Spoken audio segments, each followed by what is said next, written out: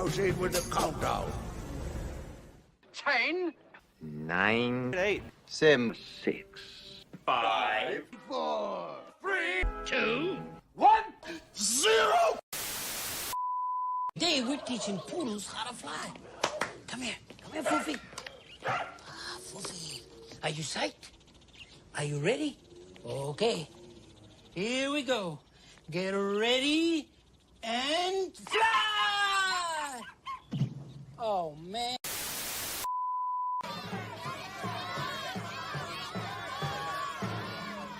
I'll take the box! The box! You take the box! Let's see what's in the box! Nothing! Absolutely nothing! Stupid! You're so stupid! He's Conan the Librarian. Can you tell me where I can find a book on astronomy? Don't you know the Dewey Decimal System? Conan the Librarian. I'm sorry. These books are a little overdue. Conan the Librarian. Tonight, only on U62. boy, do I have a surprise for you.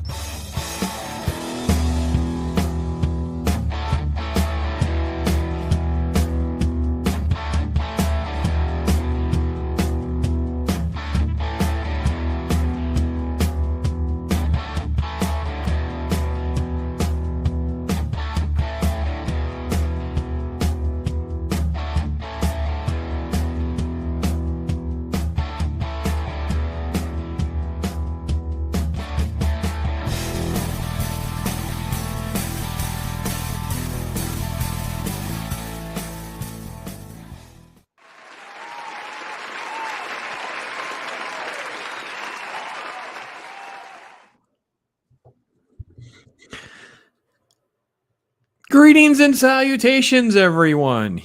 Before you panic, I assure you Stone, Loki, and IRONCASTER are here, but I wanted to explain why UHF made the cut. And yes, I know some of you love this movie, and it's fun, and it's silly, and it's goofy, but part of what I wanted to do was really dive deeper into the death of comedy. And sure, there are plenty of other things and other parodies out there. Obviously, the Airplane franchise that worked by the Zuckers. Obviously, we've already done Blazing Saddles and the stuff that was done by Mel Brooks. We've done Johnny Dangerously. There's Scary Movie. But the reason I wanted to make sure that we chose UHF was because it is so baseline, silly, generic, and cheeky that they can't even tolerate this. We're not even going to be allowed to have this level of parody. So put that in the back of your mind as we move forward. We talk about the movie for a little bit, but hopefully we're not going to really stay there super long, because I want to get to this concept of they have a complete inability to laugh at themselves to the point where all of this is completely squashed and ignored. So, but with me, as always, these great two gentlemen. I cannot imagine doing anything else. They've made this so worthwhile week after week. Stone Cold Loki, my brother. How are you, my friend? I am doing all right. How are you doing, Pops? It's great to be back. It is blessed and blessed beyond what I deserve. IRONCASTER, my brother, what is going on? Wait, we're not watching UHF? Oh, we're watching UHF. We're just not going to necessarily watch all of UHF. We're not going to spin our wheels on every single. I really want to get into like the commercials and the little parody clips and things like that, but maybe not all of UHF. So, yes. The story of UHF is irrelevant. None of us are watching UHF for the story of UHF. However, wait, what? But I do that. I know. I'm crushing his dream, folks. I'm crushing his dream a little bit. But here's the thing. It represents something that's a much bigger problem, right? Is that they can't have any sense of humor. Like we've talked a little bit about how there are movies that have a few jokes and that will be labeled a comedy, right? I've done movie reviews on a couple of these more serious films, that even the Oscar ones that are quote comedies, and you're like, where is the comedy? Like it goes into like beyond dark and black comedy and satire. It's like now it's like mean comedy. It's like mean girl comedy is where we're at now with comedy. The idea that Weird Al, he even did his little, parody biography that ended up, they completely ignored it to the point where it had to go on to Roku. So Roku had to make this with Daniel Radcliffe. Like, it was so ignored and pushed aside. It had to go there. But even then, the critics that did watch it gave it a positive review. I enjoyed it for what it was. The weirdest thing was they kind of dupe you into believing some of this was legit until you get a few minutes into the movie and you realize that it's totally like radically, insanely stupid and fun, and a parody as well.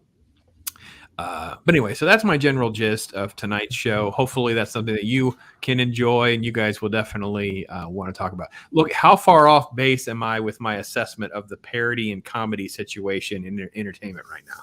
You're not off at all. They can't handle it. And if they can't get rid of it, then they just remake it and redo it. And they change history. They change the narrative. We've seen it in books. We've seen it in games. We've seen it in entertainment.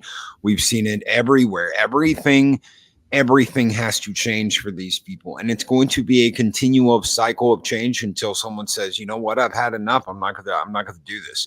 I'm not gonna continue to bow and cave to the demands of these people. It has to stop. Yeah, I couldn't agree more. I think that it's just.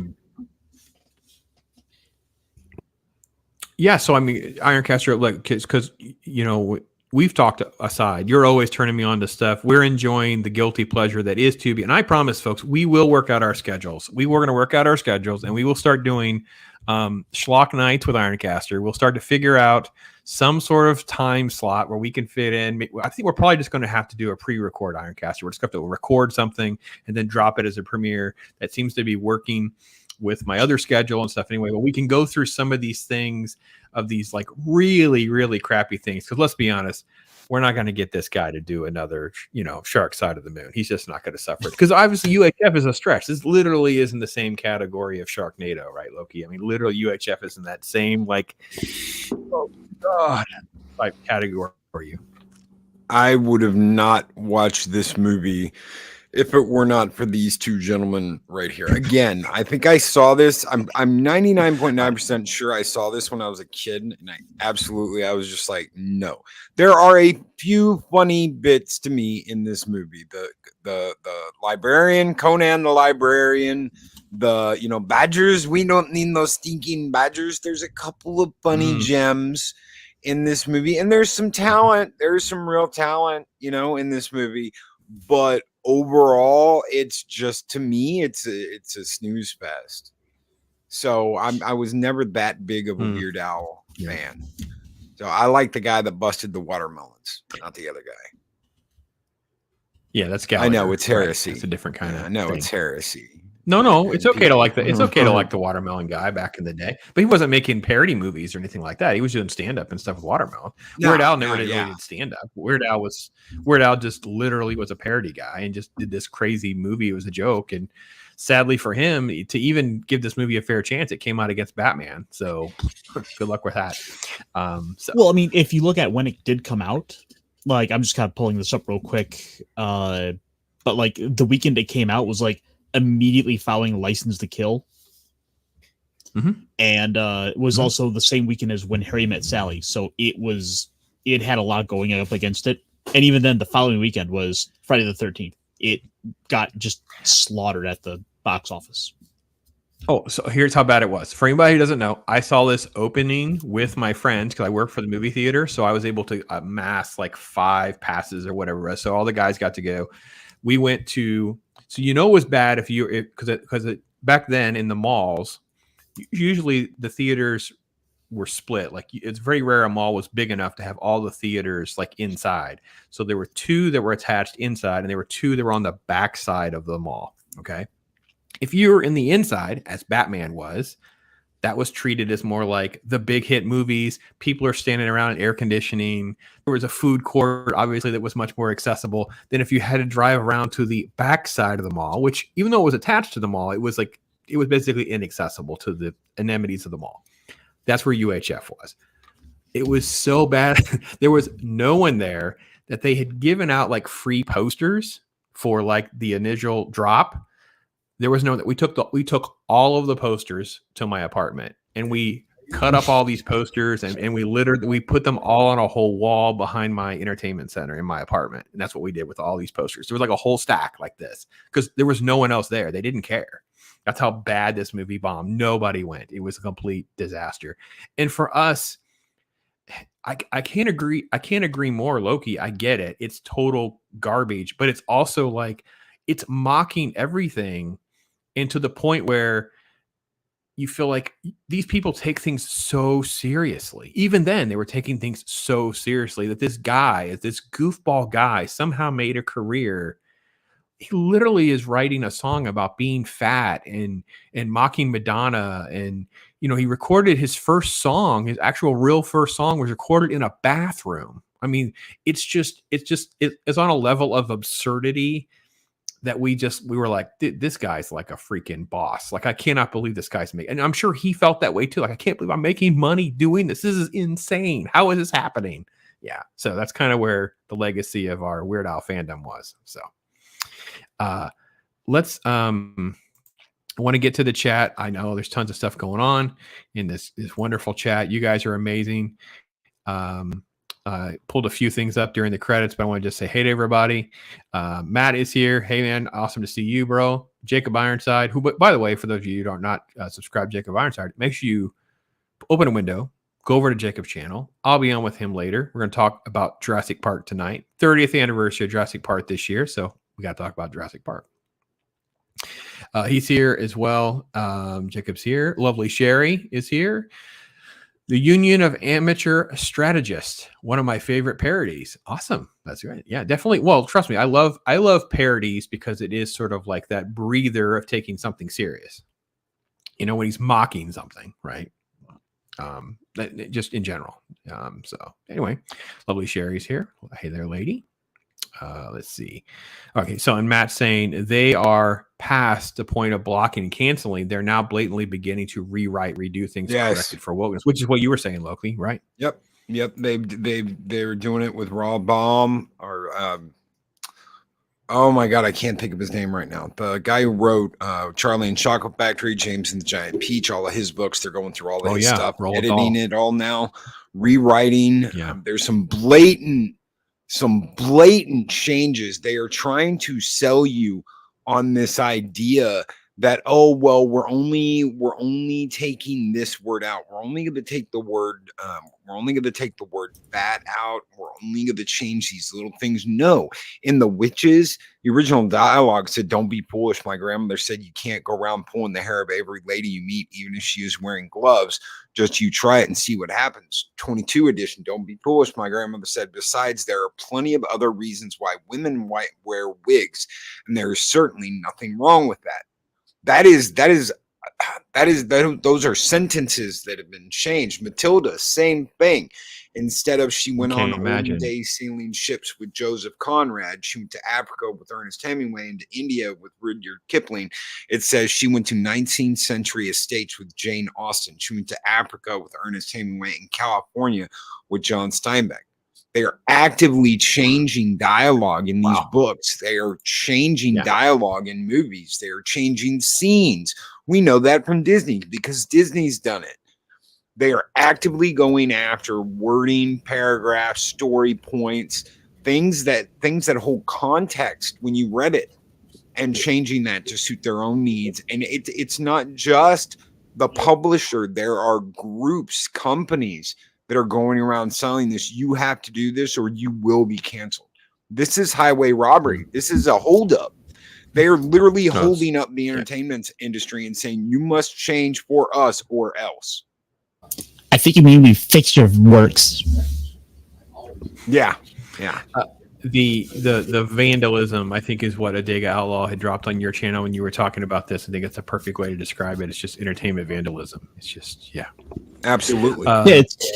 It's looking at the past and seeing problems with everything. And one of the first things that has to go is comedy. You cannot make fun of the new regime in charge. You cannot make fun of what they are doing, because to laugh at something is to take away the power from it. I mean, you look at that's the example of like Freddy Krueger. You laugh at him to take away his power. Yeah, you can't. You're supposed to be afraid of him. You're not allowed to. Well, again, we know you're not allowed. Like Gina Carano got canceled basically for mocking them, and that would be the joke, right? If I'm writing a parody of Now, the joke is I would have the trans person who in every other scene has different pronouns and a different name. That would be the gag, right? It's so absurd. The other characters can't keep up the gag. It's always a different person's name. You're not allowed to do that. You're physically not allowed to do that. So Troy Pacelli's dropping the parodies reference. So good on you, my brother. Earning your keep. I love it. Love it. Jacob Ironside's dropping those emojis. That's it, right? Talk hard. Bob Ross. Tron, fight the user, baby. Speaking of fight for the user, there he is. There he is. Daryl the Derelict. Say it once, say it twice. There he is. All right. DJ Ronnie G dropping the $2, man. Bro, thank you so much. This movie was hilarious. This movie is a lot of fun, right? Just a lot of just goofy, stupid fun. You know what I mean? And I don't know about Loki, but I laugh at the Indiana Jones, and just the absurdity of the Indiana Jones just made me laugh. I'm not going to rail on anybody for liking it. Just right off the bat, let me say that if you think this is the funniest thing, I'm so happy that you get to laugh your butt off. It's not my kind of comedy, and that doesn't make it bad comedy. It's just, and like I said, a few things made me laugh. Remembering the Conan the Librarian, and we don't need no stinking badgers. That kind of stuff was funny. I kept thinking of Mike. It was funny because I kept thinking of Mike and him throwing the dog out the window, and then you've got you've got the overlay of him on there, and I'm like, brilliant, absolutely freaking brilliant. That made me laugh. Okay, whereas the other scene before, I'm just thinking about Mike, and that's the reason why it's funny to me. It's not particularly what they shot or the dialogue, or it's the thinking of Mike. So, I mean, when you got to kind of supply your own comedy, throwing it in there, that's on us. Listen, to do. Totally, to me, it's missing something, but that doesn't mean that it's it's also very dated, right? I mean, obviously, all of Weird Al is very, very dated. Like, there's a lot of things that are just not, people just can't get. Even like the spatula gag doesn't really quite work by today's standard. There are those kind of commercials now, like there were regularly back then. DJ Ronnie G's making a comment about the dad beating the accordion salesman within an inch of his life. Obviously, is a reference to that Weird Al biography that I was talking about earlier. Let's see. Did they ever stop at the drug cartel? Yeah, again, Bobby is also making reference to that. The parody of his biography was that there's drug cartel. There's Zach's, and hopefully we're going to get Zach's locked in for the March 14th date. That's what we're working on. Right, we'll get that all worked out. So, License to Kill was a flop. I don't think License to Kill was a box office flop, though. It was not, first off, anything Timothy Dalton was not well received. I actually like the script for License to Kill. It's just there's a lot of problems with it and how they had him play. However, Harry Met Sally was just, which was huge. Yeah. So Matt's talking about UHF. Loving to see more than once. Yeah, it was a good time. That's all there was to it. And Daryl's going the it's good bad movie route, which is probably the best way to really describe UHF and some other things. And Troy, thanks for that. And by the way, on Troy's channel, for those of you who are not subscribed to Troy, if you want to put out the word, I put it on Twitter too. Dude is down to like 10 or 11. Last I checked, you were at 11, Troy. Subs away from another milestone. Love milestones. So, if you're not already subbed to Troy, just the Friday night last call is worth the sub. I'm telling you. It's a great time hanging out with somebody who just, knows his stuff, man. There's great people on, and it's awesome. So Dempsey's talking about spectacular. Well, okay, I didn't go spectacular, Dempsey. I was there, and I'm not sure I'm going to go spectacular, but I got you. Yeah, I disagree. I know. Yeah. So R2 is here. R2 is saying poor Weird Al thinks would have been different if it had been released in 88 or 89. Well, it was released in 89, but it was not released the right weekend. And that's the problem. It was just bad timing all around. Well, so, I mean, that kind of gets into one of the things we've talked about now and then, where, we've talked about, one of the earliest things we were talking about on the channel was like the best years of films in the 80s. I mean, we've narrowed it down to like 3 years. was 82. You've 84, narrowed down to 89. 3. There's only one answer. You have an ABC multiple choice, and there's only one answer. However, your point is well. Your point is well taken. Is that there are? Oh my god. Your point is that when we talked about The Thing and Wrath of Khan, is that this stuff all bunched up, and it's like, holy crap! And there was no oxygen in the room for these movies to even get their wheels going, to even be a success. And that so. Exactly. The studios weren't backing them, and yeah, this happens more times than not. Yeah, like we're gonna see here this upcoming weekend, Ant-Man going up against Cocaine Bear. I hope Ant-Man continues. I hope people just continue to realize this movie is just such a freaking trash show. It's just a nightmare. Someone asked me at work today, and I told them the biggest plot hole point, and they just looked at me like, "What?" And I'm like, "Watch it for yourself. You tell me what you think." So. Hey, because every fan of Marvel wants to be told how they should be ashamed to be a dick. The biggest villain since Thanos gets beaten by ants. Don't you want to see the big event movie we're building up to now? I'm still wondering why he just didn't look at Scott and go, "Okay, well, take off the suit. I want your tech, and I'll go get my thing, and then you guys can kill him." Like it's so dumb that I don't know. It's so dumb. So, Dempsey's bringing up a really great point, and I know this is really kind of off topic, by the way. For those of you who don't know what he's referring to with the rapping thing, but I'm going to go back to Amish Paradise. He learned how to say those lyrics backwards. Like he has this long story that he's explained about how he learned to do that backwards and stuff, so they could do that music video. It's freaking great. So, Chris Burge is there. The more impressive one is a hardware store for him. Oh yeah. Have you not heard that? I have, but I'm not waiting for you to explain to me why it's more impressive learning the lyrics backwards than for Amish Paradise. Go ahead. So the thing is, with Hardware Store, there's one big massive section where he's just like reading off this big old shopping list of items, and it's all in one breath. It's like this good solid 30. He's like, it's so fast. It's like boom, boom, boom, boom, boom, boom, boom. I'm like, I can't even. I lost track after the third item. It's like, whoa. I'd love to hear him do it live, because he does do all this crazy stuff live, which is still just mind blowing. Watching him get into that fat costume is something I'll never forget. It's the craziest thing. So, Mr. Tickle Drunk throwing down $2 Canadian. Thank you so much, my brother. Look, a Twinkie Wiener sandwich, your favorite. Listen, he would do that crap live, man. I remember watching MTV and stuff. There were no edits. He would take that Twinkie, cut it in half, throw a hot dog in the middle, and eat that thing right on the air. There were no edits to get that done. Now, I'm not saying it wasn't cooked or what. Nope. That's crazy. Dude, it was nuts. And then he dips it in milk. He does crazy stuff, man. Yeah, he would just do whatever it takes. That's nuts. So, okay, so let's get to a little bit, because the chat is just completely going. Leia Rose is here, Princess Leia Rose, and just so much. Yeah, and Troy's saying thanks for the encouragement, trying to get to that round number. Yeah, bro. Listen, we all got to continue to help one another, get the word out on different channels and things like that. So, okay, so the movie starts out with a great little parody of Raiders of the Lost Ark. Obviously, he's just imagining himself on the journey. Everything is over the top. When he cracks the whip, the guy's whole arm comes off, not just the gun out of the hand. When the guy backs out of the cave, he backs in front of a train. It's just absurd. It's absurd. It's absurd. But listen, if you're look at Twinkie Wiener sandwich, man. Oh, he did cheese whiz on that one. That's old school right there. He went cheese whiz too. Yeah. Just I will say this: the one thing that I liked about the Indiana Jones one, because when it cuts away, because obviously the boulder rolls over him, it's him at the grill cooking. And I thought to myself, the nerd imagination that we do have from time to time, where you will imagine certain things and your own, So I wanted to ask Loki about that, because I know you don't like the movie as much, but is there something that you kind of like have caught yourself like imagining or whatever, and you're like, oh man, that was crazy. What, give me one of those Loki imagination kind of stories or something that's kind of out there or something.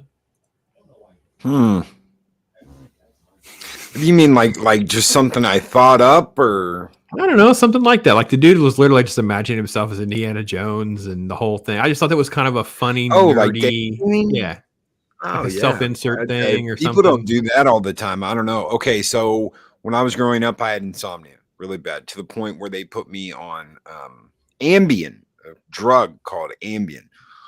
Well, that didn't work out too well.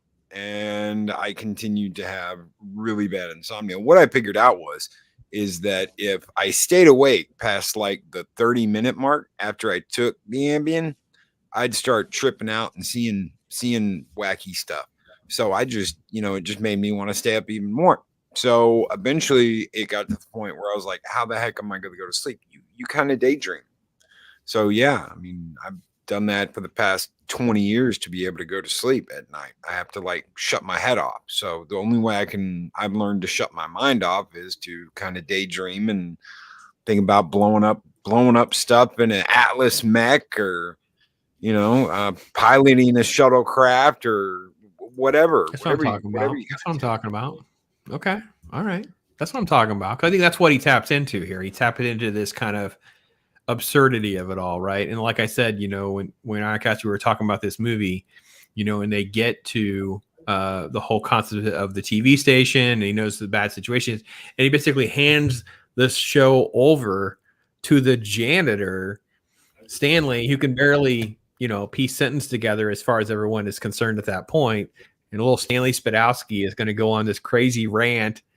I was like, what is happening? And I will admit, again, the absurdity of, he makes a mop analogy, right? I mean, literally, it's like, get the crud out of life to find your way and find your motivation. And I don't know, man.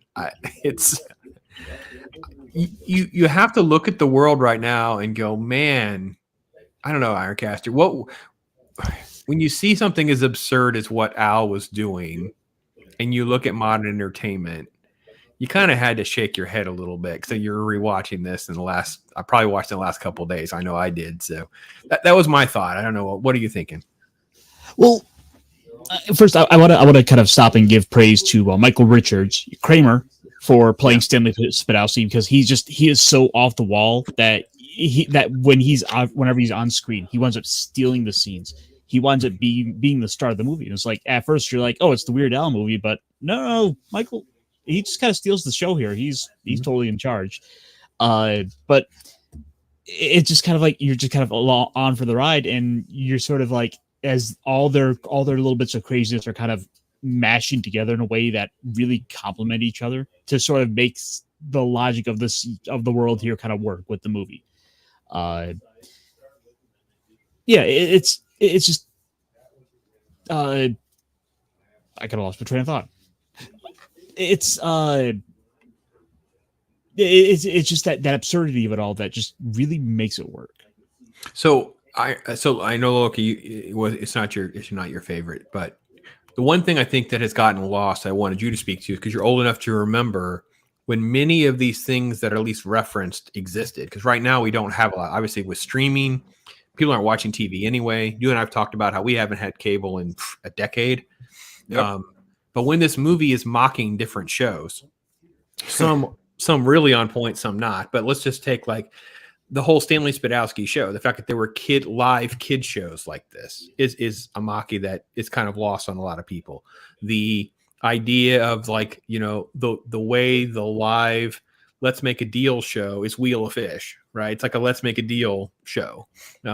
Even Conan the Librarian, these little things used to be kind of in our pop culture and in our lexicon, and now that world has kind of shrunk, and these things have just gone to the wayside. I mean, there's not really, I guess they could do the Geraldo parody with some other show, but unless you're going to mock Ryan Seacrest, I guess, I don't know what you're going to mock, because everything is just so generic and vanilla. Like, I personally would write a parody and mock the girls on The View, because that would be the only thing that would remotely bring me joy and happiness, would be to mock them. But I can't think of examples of things that are on the air now that I could parody that are really going to have the wide breadth that this movie had when it came out. Go ahead, IRONCASTER.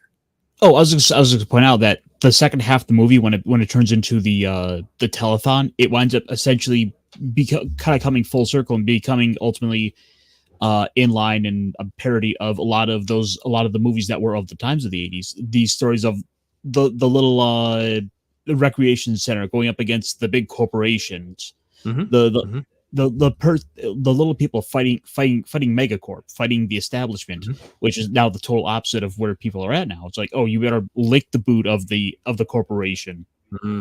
Yes, that's true. That's true. Absolutely. Yeah. And you're right, Pops, when you say that there is no wide spectrum of any of this anymore, because everything's so laser focused. You've got streaming and you've got streaming, whether that's streaming on Disney Plus, whether it's streaming on Paramount, whatever it is.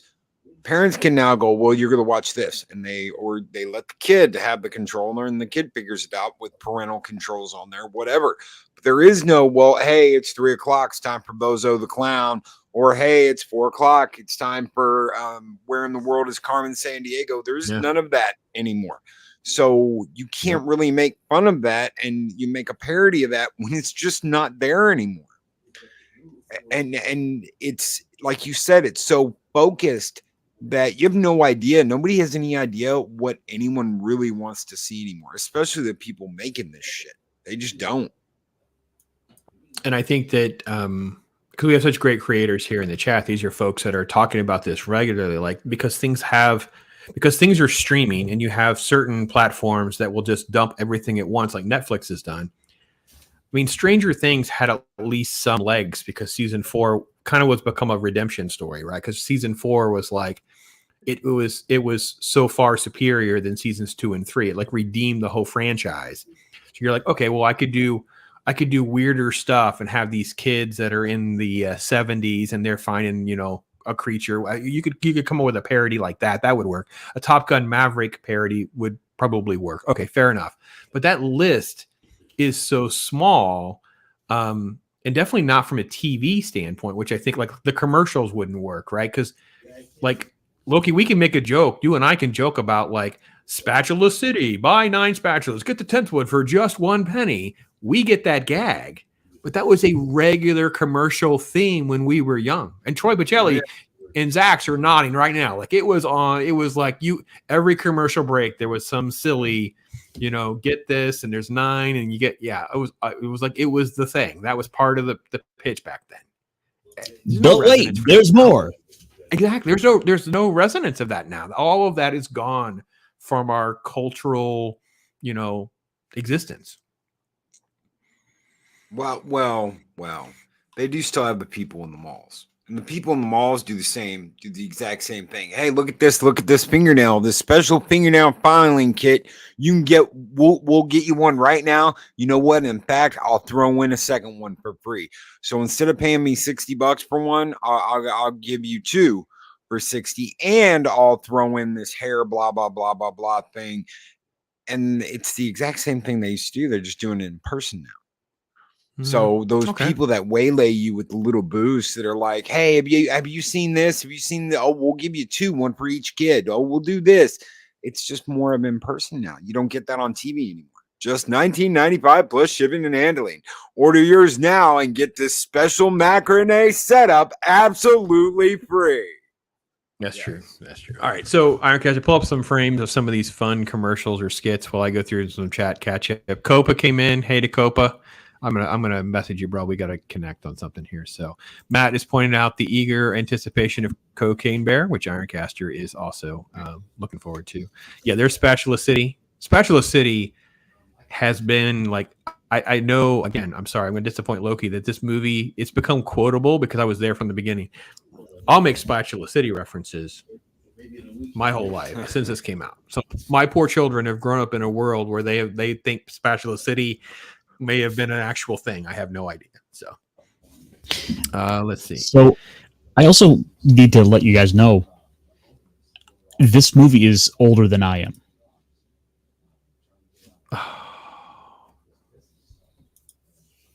Wow. This movie is just barely older than I am. What are you gonna do, Pops, when the movie's older than? It's really rough. It's really, really rough. It cuts me pretty deep. So it's okay. Ryan pointed out, I think Ryan, anyway, all of my children, I think, are around the same age. Like he basically would be like my middle child or something based on his age. Like it's very, very painful when he brings that up. So Tons of great comments in chat, by the way. Obviously, we got onto the Ant-Man nonsense, which you know that kind of thing happened as well. Oh yeah, so I want to bring up the Union brought up Philo. So Philo is actually something that could be parodied today. Philo is just this oddball character, and I'm not sure what Philo was supposed to represent then. But there's plenty of things that you could do with like a Philo now. You did UHF, 2025, and you had some sort of parody or whatever.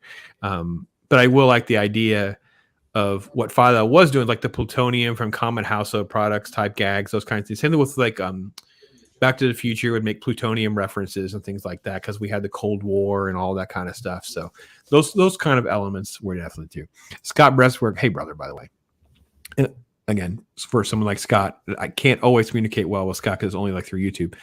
Scott, by the way, member stream tomorrow. So Gandhi 2 made me laugh so much because I couldn't stand Gandhi.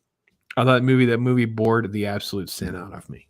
So, okay, so Ironcaster, the one you have pulled up, Money for Nothing.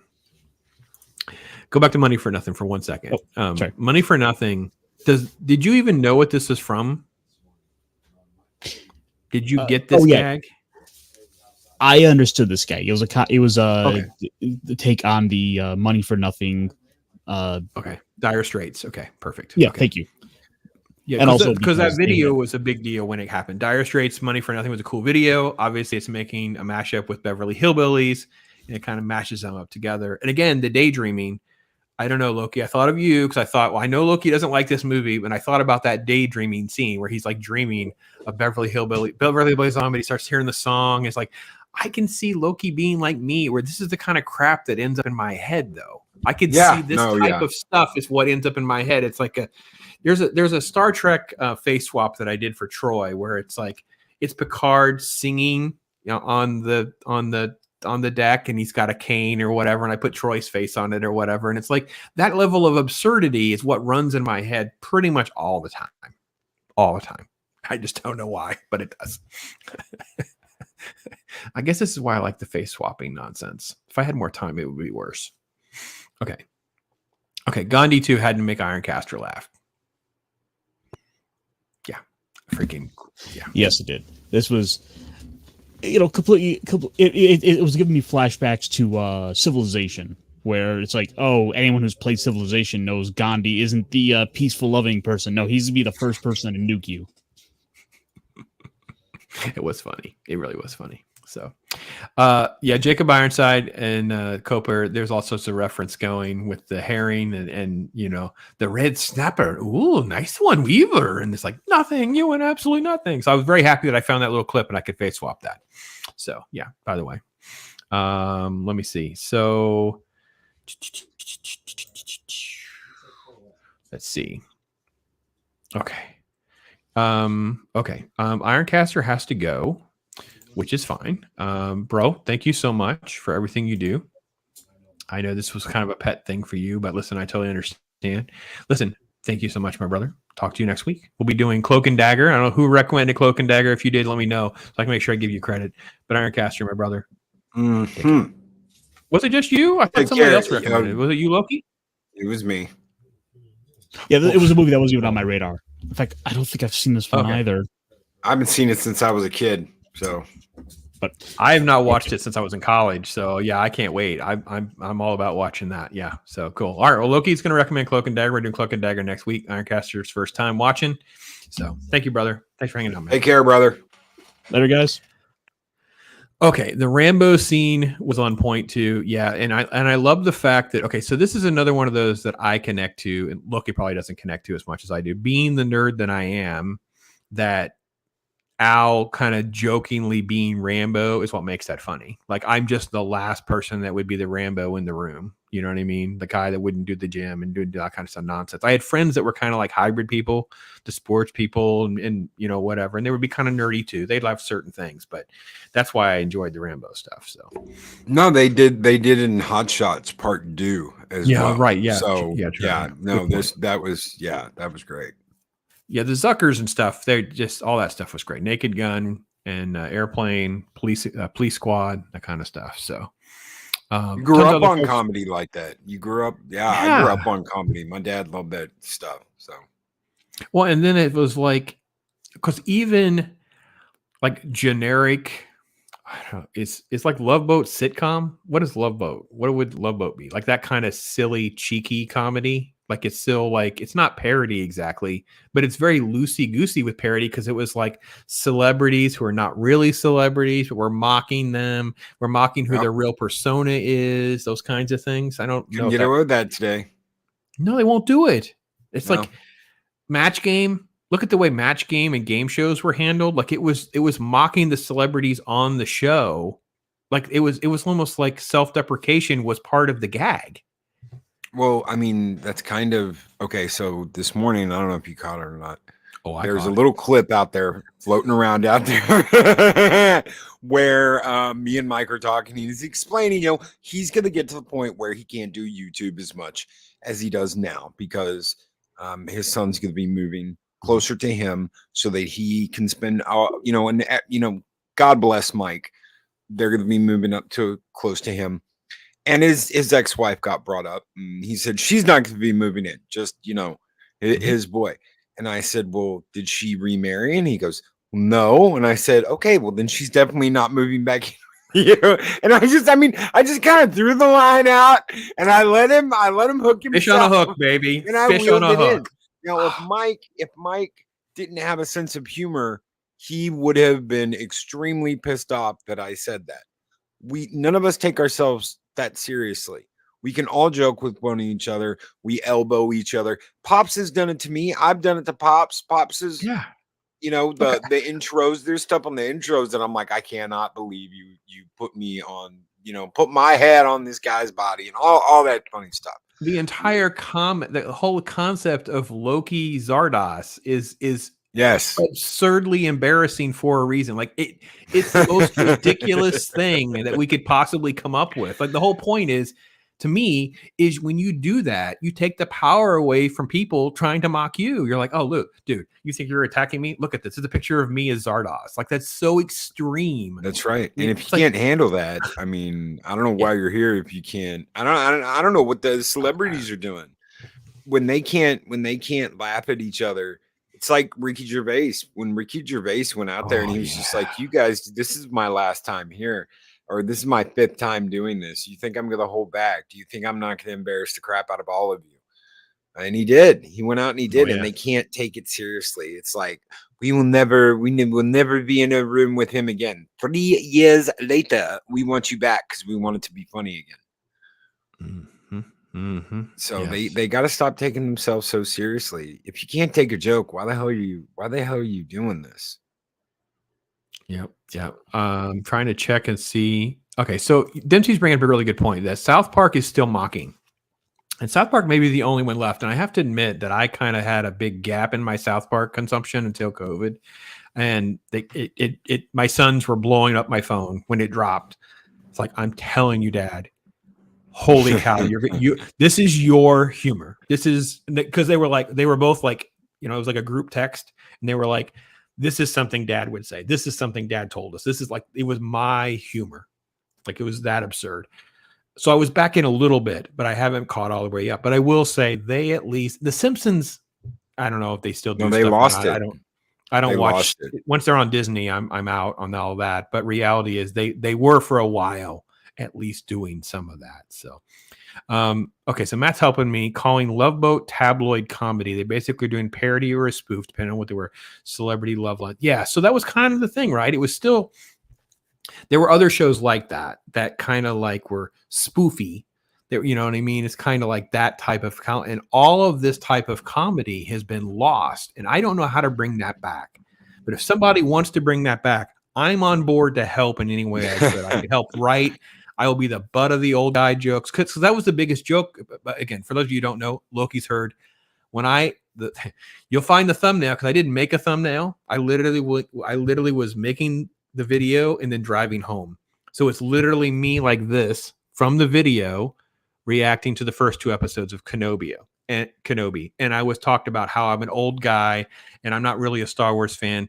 And I'm like, you're calling me old. That your big insult is I'm old. I'm like, I barely have hair. I don't consider that an insult. That's an observation. Like I don't. Yeah. So I have no. Yeah. I'm all in on parody. By the way, if you guys want to make parody, so. And I mean the way I try and do that is with improv. I loved improv. My first year at college, I did drama. I was in the drama department and all that shit. And I love improv. That was my favorite part of all that. So it's a little thing. If you can find something like that, and you can make people laugh. We should really do something like that. Yeah. We should do a what's the oh come on, the Ryan and the man, I interviewed two of them too. Wayne Brady was on there. Whose line is anywhere? Yeah, we should do that. We should find a way to do a live Whose Line or something. That'd be a blast. I would love something like that. Yeah. I know in the description, I try to put the description for the Redbubble. I'm sure Chris Persia will find it. The Loki Zardoz stickers are out there. He can hook you up through Redbubble. We have Loki Zardoz stickers. So Matt, careful what you ask for, bro. I might be able to find a way to put you in a Zardoz. Yeah. So Dempsey's talking about the gap in the South Park consumption as well. Simpsons. Yeah, it's bad. Yeah, years ago. Yeah, it's been rough. So, yeah. So for me, rewatching UHF was more about like what I kept thinking, Loki, was how this movie. It's not just that they wouldn't allow us to do it. I also kept thinking, man, how could I even do it? How could I even come up with the exact same story? Loki and I have inherited a TV station, and we're going to make fun of things. We're going to make all these fake shows and parody of shows. And I kept thinking and being sad by there's not a lot of stuff that you could spoof that people will even get because the world is so divisive now. Like, I don't even know people will get half the references. Like, you're not. And I think that's one of the reasons that some crap doesn't land. It's so they're making references to things that are so old. They don't land and they don't make sense because the people that are writing them don't understand the reference. It's just everything is so broken, if that makes sense. It does. It's generic. It's generic, and you can't offend anybody. By God, you can't offend anybody. Okay, we're gonna have a comedy show, but you can't offend anyone. Remember when the whole point in some of this, and you can see it with was it Chris Tucker? It was one of them, where they would actively insult their audience constantly. That was the whole point. That's why you went there, was because it's like in Nutty Professor, when he'd pick the littlest thing about you and go on and make an absolute ass out of you to the audience, you know. And then Eddie Murphy turns it back around on him and does it to him. And well, man, I heard a dreadlocks, but shit locks. Come on, man. And it was that kind of comedy. It's gone. That is gone. And that I don't know if we will ever get that back because people are so damn sensitive. You crushed me in front of a whole audience. I'm suing you for mental damage. And it's just like, when did we become a society of such pussies? Yeah, Don Rickles, baby. Oof. Yeah. Oh, Chris Persia's got all your links. The Loki Zardoz went by. There's Sharkcaster.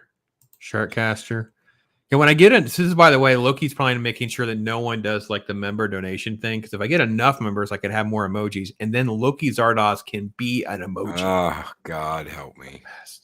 The best.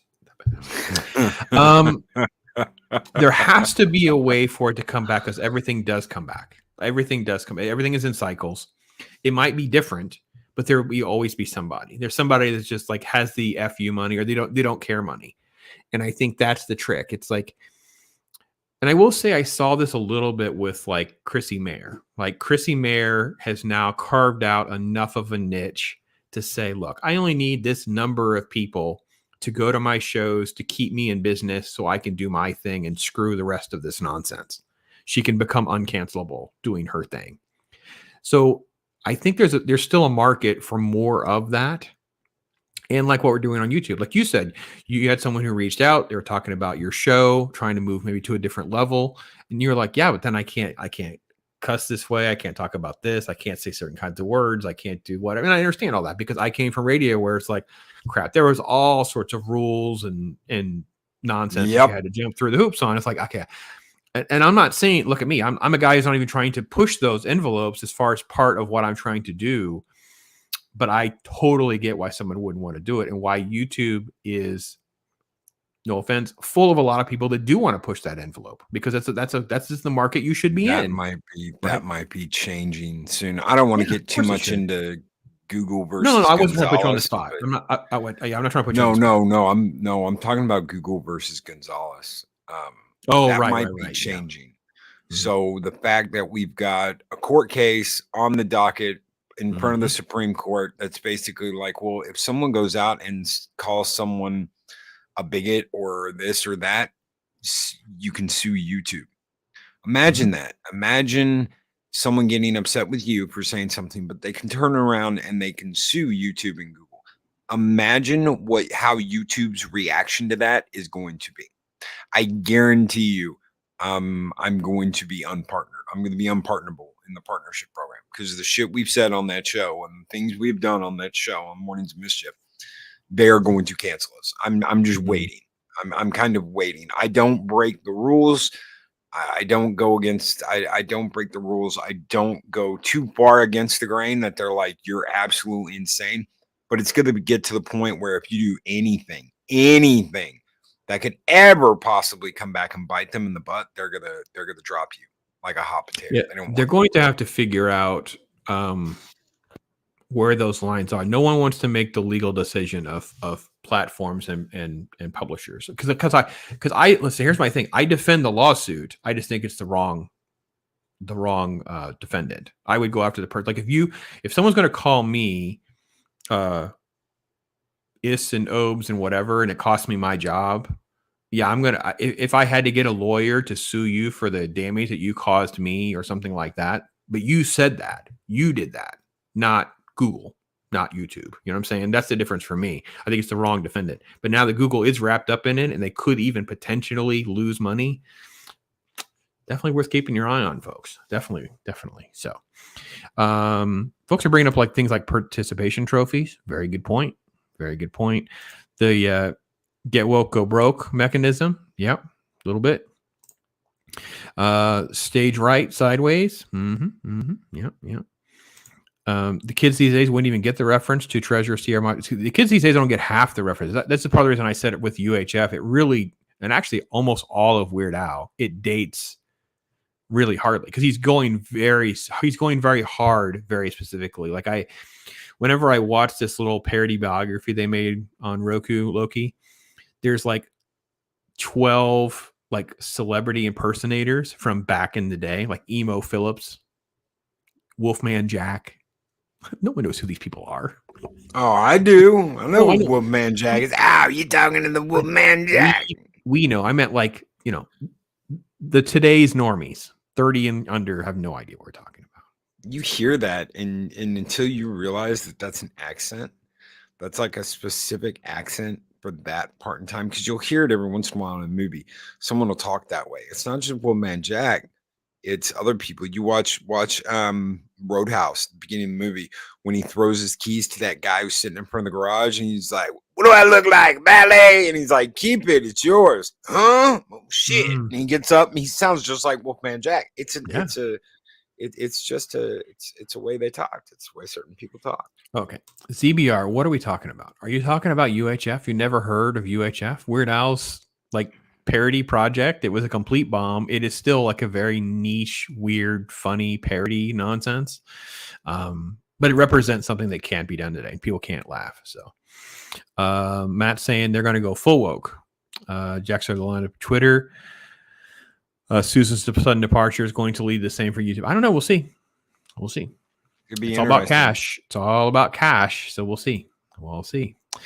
PC is now turned into woke. It's a matter of controlling the words you can use and by extension, the thoughts that you can have. Yeah, we have to keep pushing against that, my friend. Absolutely. That is absolutely correct, MC.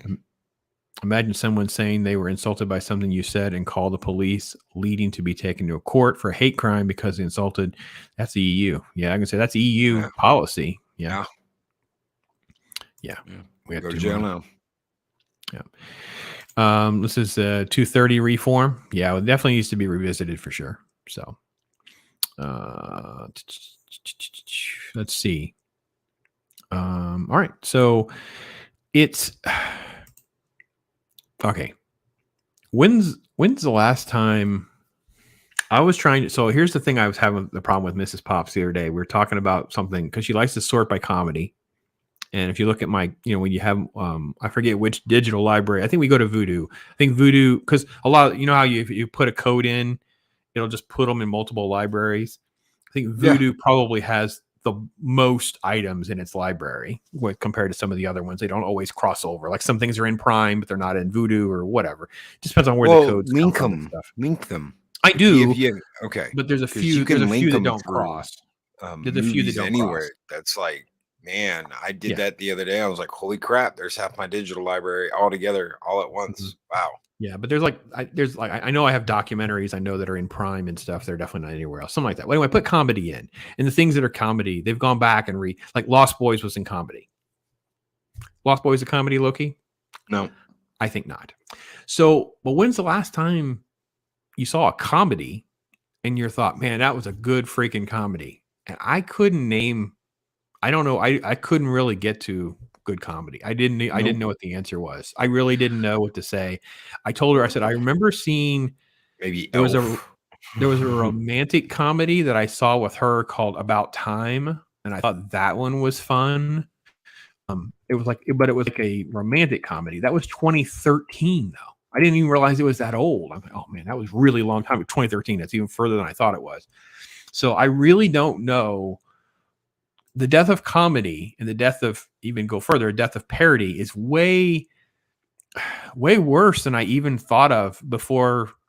But whenever I kind of thought of doing this stream, I mean, I went into this with a black pill, and now it's even worse than it was before, my friend. I know it's not what anybody wants to hear. I'm usually not the black pill guy, but when it comes to comedy, I don't have hope anytime soon yet, except in the independent sphere. I don't know.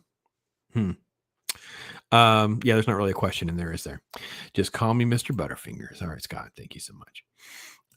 Dempsey, you're right. This is really in there. I know this is, again, one of those, a lot of setup and payoff, a good journey for the protagonist, writing the better than the MCUs. I would argue jokes are more well placed and funny. Yeah, because I know, and Ironcaster really touched on this too, because at the end of the day, the story is just this very simple, David and Goliath story, but they framed it in this series of all these gags and stuff, which I think was great, which was fun. So I don't know Chris Persia. I just know that when I go to my Voodoo account and I filter by comedy, Lost Boys was in the list. That was the one that came to mind off the top of my head. I was going to pull up my list on my phone and run through some of the things that now have comedy designation in the same way.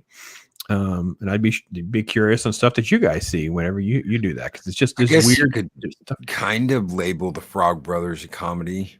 But those are just gags. That's not. Yeah, it's not the movie doesn't become a comedy. How much do you want to charge him for this? I mean, I guess some of the stuff they did was kind of funny. Cabin in the Woods. Fat Man. We just saw Fat Man. It's fat. You weren't here for Fat Man, were you? No, American Werewolf in London. Yeah, that's not a comedy. No, that's straight up horror. There is nothing funny about that movie. That is a disturbingness. Yeah. Yeah. Big Short, which we need to do, by the way. You ever watch Big Short? Yep. Yeah. Comedy, no. Things like that. There's stuff in here that's like, what? When did we look at what's on my comedy list on Voodoo? Because I just added all my, I just combined all my digitals. Mm-hmm. For the first time the other day. I was like, holy shit, I've got 1,000 movies on. Okay, so Voodoo. Project Cambion is saying Tag and Eulogy. So Tag is a 2018 film. Is that the Jeremy Renner one? Yeah, I never saw that. Is that pretty good? Mm-hmm. Cambrian? I don't know. I never watched it. Did you watch it, Lookie? I never watched it. No. I don't know what that one is, and I don't know what Eulogy is either. Maybe that's part of the problem. I've not watched the right kind of movies. Eulogy is 2004, so that's a black comedy. No, I haven't seen that one either. Okay. All right. Well, Project, I'm writing those down because I got to start doing that so I know who recommend things. So whenever I do watch them, I can give proper credit. Because I've been doing some things and I realized I didn't note who told me to watch them. None of the fog lines are jokes. The characters are just saying them seriously, and that is the joke. Yeah, Dempsey, that's kind of the thing. It's like it's not a gag, right? So I don't think Nightmare on Elm Street was listed as a comedy. Krampus is, and I kind of get Krampus. Once Upon in Hollywood, the Quentin Tarantino movie, I didn't think was a comedy. Again, there's comedic moments, but then there's like real serious stuff in here too. Like my wife's, there's like one called about driving in the rain or the art of racing in the rain. There's a couple dog movies. They're like these sad dog movies. And she's like, why are these in here? I'm like, I don't know. Most recent mainstream comedic type movie I can think of is Ghostbusters Afterlife. I don't know, man. I mean, the comedy for me, it's okay. So I got Abbott and Costello, Any Which Way You Can't, Babe, Cable Guy, Any Which Way, Every Which Way But Loose, Gremlins, Gremlins 2, Guardians of the Galaxy, Hitchhiker's Guide to the Galaxy, Observe and Report, Pineapple Express, Spider-Man, Homecoming, Sunset. That's a good movie. This Is the End, Your Highness, Spider-Man No Way Home, Planes, Trains, and Automobiles, The Birdcage, Tropic Thunder, Sharknado, all the Sharknado movies. Ghostbusters. See, all that sounds. Ant-Man, Most of that American sounds comedy, except for like Spider-Man. I'm not sure I'd put Spider-Man in that list, but I'm not going to fight Blues over Brothers. Spider-Man. Those are comedies. These are great comedies, but there's stuff that's not a comedy in there. Is what I'm looking for. That's what I was noticing. Not really. I mean, I've got Uncle Buck, Trading Places, all the Beverly Hills Cop movies, Evil Dead 2, Repossessed, Deadpool, Super Troopers, Hot Shots Part 2, Waiting. Army of Darkness is in my comedy bucket. Is Army of Darkness in your comedy bucket? No, but I don't have it on digital. So Lost Boys, Truman Show. Some of these were on the list we were talking about. It's just anyway. So the whole point of this, guys, was there's just this weird place. Train Spotting. I don't know if you'd call that a comedy, though. Spotting, I wouldn't call a comedy. I don't. Yeah. That's in my comedy. Lost Boys is a dark satire film. It satirizes many vampire tropes. I can give you that, but I wouldn't label it a comedy. Hangover Trilogy, Back to the Future, a lot of South Park. Blue Streak. It's Pass the Ammo with Tim Curry. All right. So, and this is all by ratings. So it's like the best are supposed to be at the top. I got Ocean's 11 in here. Is that a comedy? LA Story with Steve Martin. That's a lot of people like that movie. Oh, I love that movie. That's a fun So do movie. I love that movie. Paul, Grown Ups, Anchorman, yeah, Dark Shadows, Vacation. I got all the vacation movies. Billy I wanted Madison. to sort by year. So I Married an Axe Murder. I got that for free. That's it. That's all my comedies. Yeah, comedies, some slim pickings. And I got 102 comedies, it says. Yeah, I don't see my count. Anyway, so they're still talking about Lost Boys. The final line of Lost Boys is a joke. Everybody looks around, jaw drop. Yeah, good point. Dirty Rotten Scoundrels. That's a good. That's a great comedy. So I think we do agree, though. Like, we're in a really dark time with comedy. I think it's one of the reasons that we're on Talk Hard. I really want to try to mix a lot of them in so that we can continue to try to hopefully spread the word of things and of the genre, the subgenre of the parody genre in comedy, that kind of thing. Because I think it's important that we do that. I think it's one of those things we have to do. So probably when there's a gap, because we have, so here's our schedule for those of you. Next week will be Cloak and Dagger, and then 300. 300. 300. Because 300 is like kind of like become its own thing. Like it's almost like gone viral. Of its legacy has gone viral more so than the movie itself in some ways. That takes us to, so yeah, that's Cloak and Dagger 300. The 14th, March 14th will be my 1 year. It's my pseudo 1 year anniversary. So because of all my start stops with Pops, March 14th represented my all-in date for Pops. Like all of my other stuff, and I say side hustle jobs, all that kind of stuff went away. Pops was it. March 14th. We're going to do a special night. Just talk about that. And hopefully. Oh, that's crazy. Okay, so Chris Persia, really quick. Chris Persia said no Austin Powers. Yes, but it's not in comedies. I have all 3 films. Yeah, I have all 3 films here on Vudu, and it's not in comedy. That's crazy. So there's some other sorts and stuff. I don't know. So again, maybe this is not. Maybe my Vudu analysis is not very well representative of the bigger picture, but it seemed like it was a strange thing for me. So I don't know. So that takes us to the 14th. Will be a kind of a fun anniversary type night. And then the 21st is D&D night because it's like a week or so before the movie. I kind of want to talk about the animated show. Ironcaster wants to bring up this fan film, The Darkness Rising, and kind of talk about D&D in general, like the fans themselves. Like, how do we make... So here we are going to be on the eve of this movie.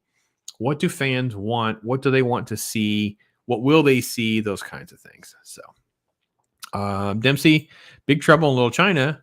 We've done a talk hard, baby. You talk about fans of John Carpenter and stuff. We're top of the list. Like, it's all about us. So trust me, the moment there's a gap, we'll do another comedy, but then we're going to definitely do another Carpenter film. 100%. I think Loki's going to be totally on board with me no matter which one we pick. Right now, I think They Live will make the list, but I've been toying with trying to rewatch the 2 Escape movies, so we may do that. So, Project Cambrian, Loki dropped that out of nowhere, and we're like, I thought someone in chat dropped it, but he did. So kudos to him. I have not watched it since the 90s. It's the last time I would have watched it. I remember seeing it in the theater as a kid. Pretty cool. So. Gamers in the Darkness Rising is awesome. Cool. Yeah. You contributed to the crowdfund. Cool, Troy. Troy, maybe we should have you on for that D&D night, man. That'd be kind of fun. Troy knows his stuff. Oh, he was with me. Had some really awesome people on his channel. Oh yeah. Troy's channel is amazing. He was on with me we did a spontaneous San Diego Comic-Con stream last year because I'm used to doing those kinds of coverage. And I think my Thursday night interview canceled. So I started with Ironcaster, a couple of people. Next thing you know, we had more people on here than I could even get on, and he was integral for us to discuss the D&D movie. So yeah, we could have you on for that, Troy. It'd be kind of cool, especially since you were a backer of The Darkness Rising. That's even a cooler backstory. So, Project Cambrian says Netflix is somewhat to blame here because of this BS. Like, Werewolf is a horror comedy, not chills and thrills. Yeah, but it's not a comedy. Like, it's not. A few gags doesn't make things a comedy. Like, I feel like this is the Marvel humor excuse for changing the rules. Like, we're going to put a few jokes in, so now the Spider-Man movies and the Ant-Man movies can count as comedies. But they're not comedies. It's like an action movie. Like, I don't know.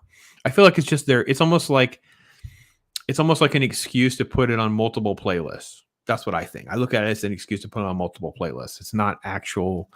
And that's not their job to do those kinds of things. No, so. You never found an American Werewolf in London in the comedy section and in the horror section. That's when you went to the movie theater. It's it's absurd.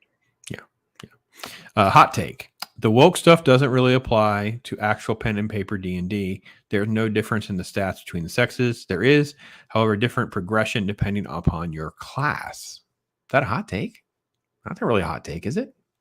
That's pretty fair. Woke stuff doesn't really apply to the actual pen and paper D&D. There's no difference in the stats between the sexes. However, different progression depending on your class. That's not really a hot take, I don't think. I'm pretty good with that. You? Yeah. No, I agree. I don't think it's a hot take at all, Dempsey. I think we're down with you, bro. So, yeah, Troy, I know you're a D&D dude. So, yeah. Troy, that would be March 21st. You can fit us in. It'd be real cool, man. Have you there? What do fans of D&D easy something to respect the 1983 cartoon? It's similar to Renault commercial. I know Chris turned me on to that Renault commercial because I had not seen that, and then he turned me on to it. Now I've watched it. I mean, like 20 times probably. Freaking great. Female barbarian. Really? Yeah. Okay. What's gonna happen, Dempsey and Troy? There is going to be a huge resurgence of gatekeeping.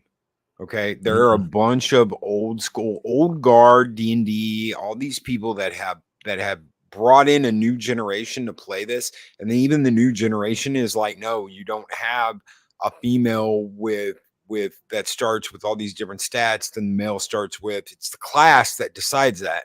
And now they're trying to push different things like, oh, if you're a chick, you can be better. You have better stats. Well, you already got enough guys playing chicks because they don't want to, be dudes. So and they all want to date each other. That's absolutely insane. I'm like, guys, it's an effing game. It's a D&D game. But they all want to be dating each other and they all want to be banging and they love this idea. I'm like, you guys are dudes. If you want to go all horn dog in real life, no, that's disgusting. Da, da, da, da, da. I'm like, whatever. I think this is the movement of that whatever the old stuff is going to be another market that's going to continue to expand. I actually found someone who has a website I'd like to emulate. It's got to find a way to. I don't want to do this at my age. I want to find someone who's younger who wants to partner with me to do something and start a website, kind of like what eBay has, or you can kind of promote it as part of your brand or whatever. And that's where all this D&D stuff needs to go. It needs to go to something where it can just continue to percolate and grow. People can get it easily, find it. And yeah, they can circumvent I don't know anyone that I've ever played with, and I've been playing D&D for over 30 years now. I've never met anyone that went by everything that's in the book. Yeah, I've never met anyone that went by everything. Now, if there was like a big argument of could you do something or not, you could go to the books and decide, okay, but that's DM's rule. That's the DM's law. If the DM wants to do that, the DM can do that. If he doesn't, you do not argue with him and you let the game commence. You don't stop the whole game because you don't like the way something rolled out. Period. No one plays like this. So I don't know why. I don't know why they're acting like, well, you have to follow these rules and you have to play the game this way when everybody's always played loose and fast anyway. It's down to the DM. That's freaking insane. Wheel accessible dungeons. Yes, they want your brain. Your brain is so broken. I would tell you to get out of my room. I just make you leave. I literally don't have any patience for that. Like if you're a person out there watching this video and you think we need to have wheel accessible dungeons in D&D games, I'm sorry. Go find a different channel to subscribe to. Sorry, I'm just not gonna be someone that you're just going to enjoy being around. I'm sorry, just not. So, yeah. Yeah, DMs, yeah, just trumps all. Yeah, the whole point. It's a game. Yeah, leave the freaking place. Yeah. Some groups I played over the years adhere to strict. Okay, fair enough. I mean, there's got to be some sort of framework depending on what you're doing with the dungeon master, but it's not gonna be the kind of thing. It should be more welcoming than it should be exclusive. It should be not trying to cut people out. So it's just going to go back to the point where it's gatekeeping. Yeah, is the way it is. And you're just going to piss people off. And I do not blame anyone for being like, you know what, this is the way we do it. If you don't like it, piss off. I'm not going to blame anyone for acting like that when they've been treated like pond scum for the smallest little thing. I'm not. Yeah, I agree. I'm more of like, how do I find a market or a way to be an outlet so we could figure out how to get people the material they need to carry on and enjoy it in a proper way and not be handcuffed by the woke people. It's like how you're saying about Roald Dahl, right? So Roald Dahl stuff's getting censored. I'm like, okay, how could we have a website where we had so much of his stuff available so when people find it out, we can get it in their hands at a reasonable price and not have to deal with like eBay. Because eBay needs to go away. eBay is out of control. I actually had a back and forth today, LOKI, with someone who was offering me $1 for a trading card. Okay. Now, if I pay the 12.9% and the 30-cent minimum, I don't make money after shipping on $1 card anymore. Yeah. So if I just have here's some random card. I can't sell you that on eBay for $1 because I don't make. I literally lose pennies. So I said the lowest I can go on this random card is $1.50, and I make like. I don't really make money because I got to drive there. So by the time you factor in your gas and the card, the sleeve, and the whatever, I don't make any money. But at least it's going to someone who wants it. Yeah. How do you do that on scale? Well, I have to figure out a way to get the right kind of website with the right kind of people. And I don't want to go through all that work again in my life doing all of that, because I've done all this stuff before without having someone who wants to take that going forward. I need to find someone in their 20s that's like us that wants to have this, that will carry it now for 20 years after me, because I'm getting too old for this nonsense. Have faith that there are buyers out there that buy. That do not immediately go, I don't want to pay this, I want to pay this. I've ordered 5 things in the last week off of eBay. I did not haggle with anyone. I just bought it. Yeah, no, I know. That's what, because it's for me. It's my collection. It's my stuff. I'm not looking to resell, and that's probably what this person wants to do. Is they want to buy it from you for $1 and turn around and resell it for $2 or some idiotic thing like that. I get stuff from Japan. I've got a hookup in Japan that's sending me 4 rare games for $100. That's in the box. That's with books. These are Super Famicom games. I've got this thing. I don't mess with them at all. I do not haggle with them at all. Why? Because they are my super connect to what I want, and I'm getting deals every single week on something. So I just like to buy. Forget it. Look, I run into it that most people do. Most people just I don't run into like major problems, and I ignore most of these people. We're really only haggling over a few.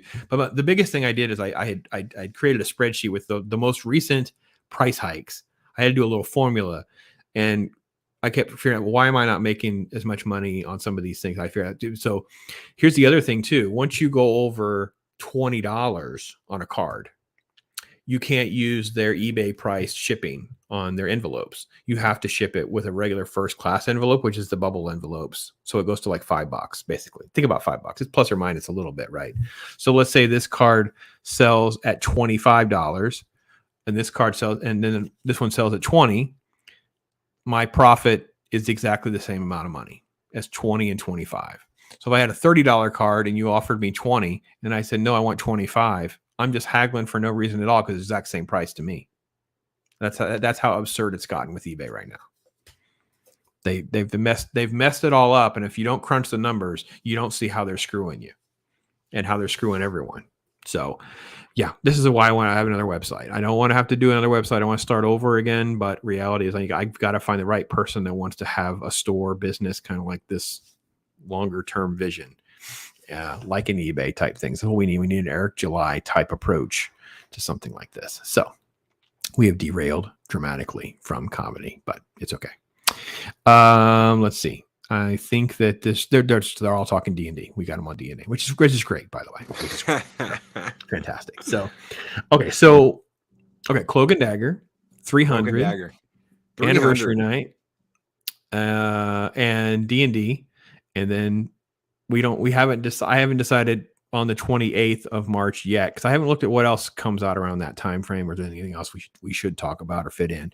But yeah, if it's not that week, it'll be soon thereafter. We'll do They Live, and we can do another sort of like one of these type like retro edgy big comedies, because we've done like Mel Brooks, and we've done Johnny Dangerously, and Poke the Bear, baby. Army of Darkness, didn't we? Oh yeah. Okay. That was actually did really well for us. Well, too. I didn't remember if that was you or me that did that. I don't know. We can do it again on your channel if you want. I have no problem doing Army of Darkness. I'm not as big of a fan of Evil Dead 1 and 2 as everybody else is, but Army of Darkness I have a lot of fun with. Give me some sugar, baby. Yeah. Wait, hey, when you saw Doctor Strange in the Multiverse of Madness, and he comes back and it's a zombie, and he's like, "I died," and you're like, "Oh my god, it's Army of Darkness all over again. It's Ash." I want that clip. I need that clip so I can figure out a way to incorporate that into the Pops verse of something. So we'll definitely do something like that. Definitely want to do another Carpenter. Let's see, it's Tuesday. Oh, okay. For those of you in the chat, spoiler alert. So Wednesday's comic book day. So tomorrow I have Shelby Loves on talking comic books. Talk about a lady that knows her comic books. Man, she puts you nerds to shame, because let me tell you what, this lady knows her comic books. Wow. I was impressed. We had a great conversation. That premieres at 10:30. Most of my videos premiere at 10:15 and 12:15. So tomorrow after Loki show at 10:15, the premiere of Comic Talk with Shelby Love. You don't want to miss that. Thursday, though, Kurt Russell film. Do you know what? This is the anniversary of 1980 You ready, Loki? The Miracle on Ice. The hockey game. Shit, the hockey game. Hockey game, baby. 1980s this week. So I did the Kurt Russell Miracle movie, which nice. My wife kept leaning over and looked, and she goes, "Of course."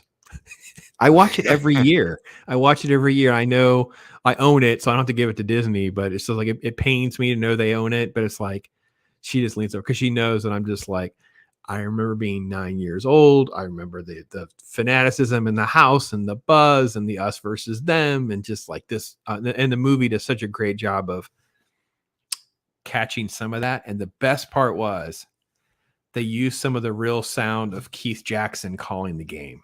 Don't you remember Keith Jackson's voice in sports? Like, God, it was so good. Yeah. Anyway, sorry, I totally derailed. Down the rabbit hole. There we go, folks. For those of you that are members or would consider being a member, tomorrow is our member stream. We'll start at 5 p.m. Eastern time. One of my members is going to take home. Are you ready?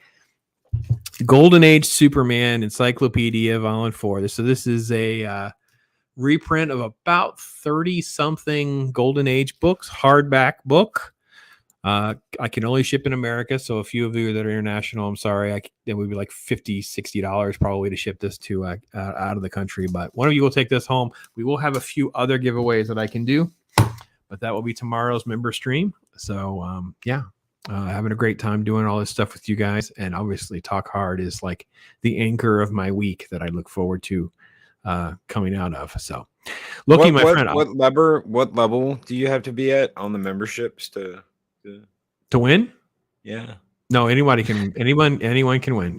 Just put everyone's name is going in on a hopper for the book, and then the people on the stream who can be there with me live, we'll do some little rando games or something to give away. Because you know how I have so many cards. We haven't busted any cards. Oh, yeah.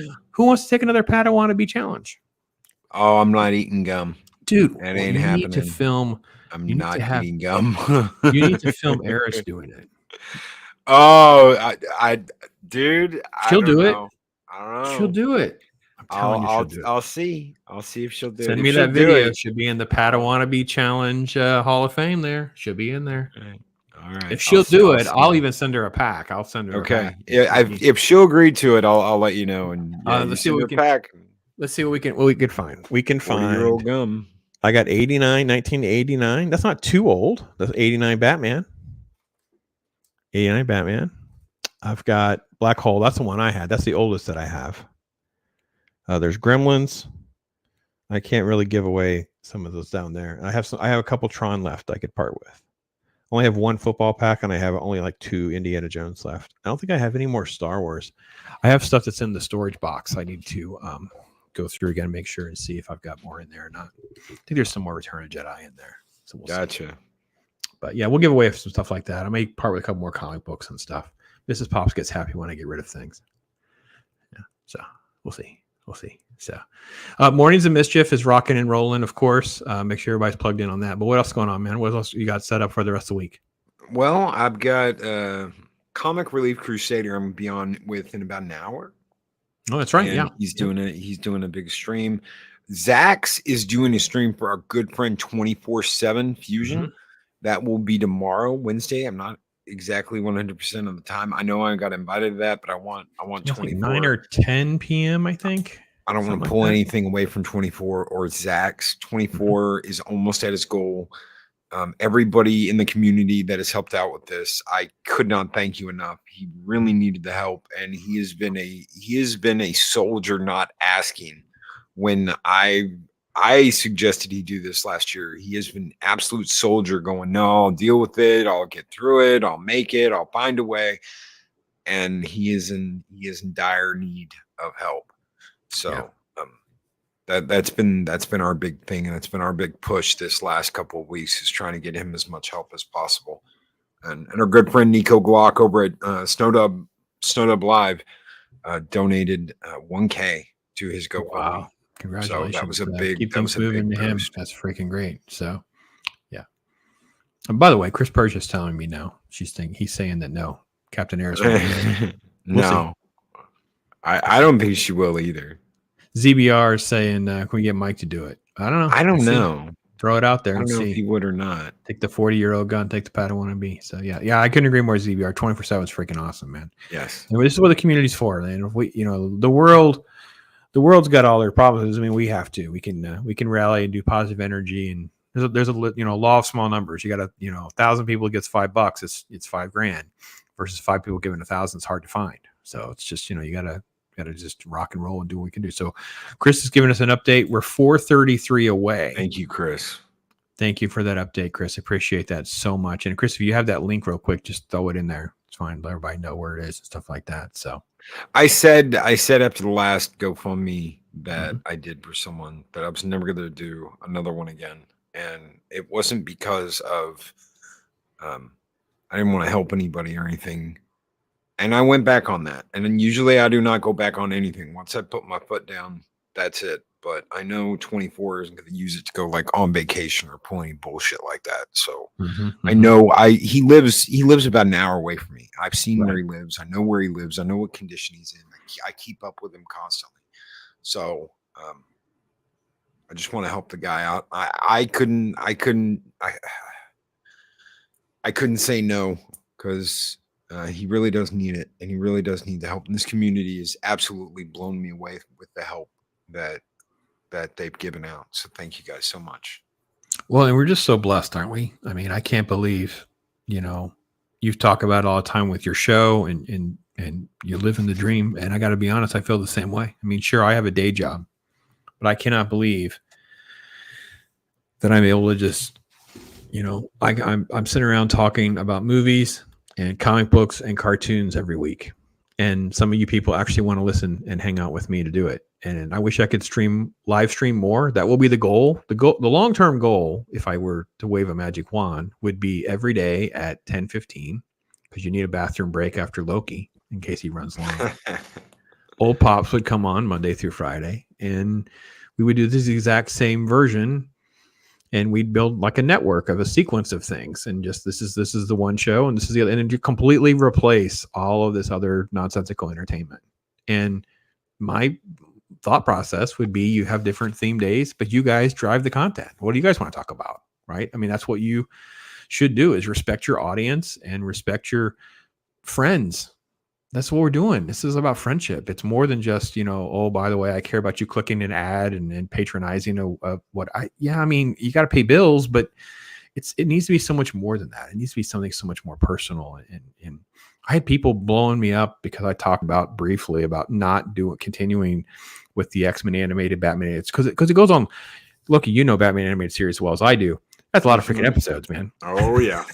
I'm signing myself up here for a couple years, probably. It'll take me a minute to get through everything.